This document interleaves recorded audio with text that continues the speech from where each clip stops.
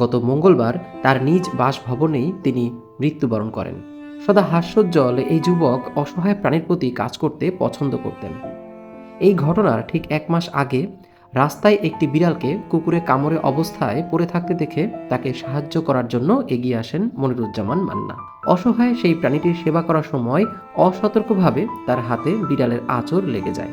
তখন এই ঘটনাটিকে তিনি বেশি গুরুত্ব দিলেন না, কিন্তু যখন গুরুত্ব দিলেন তখন অনেক দেরি হয়ে গিয়েছে। কারণ ইতিমধ্যে সেই আঁচড় থেকে তার শরীরে বাসা বাঁধতে শুরু করেছে মরণব্যাধি জলাতঙ্ক। ধীরে ধীরে তার শরীরের অবস্থা খুব খারাপ হতে শুরু করলো।